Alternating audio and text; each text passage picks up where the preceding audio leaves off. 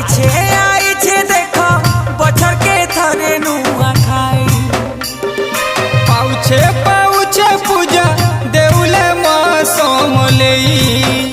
नुआ धान के गाई माँ के दे माँ चढ़ई समल माटी से लक्ष्मी माँ जग जननी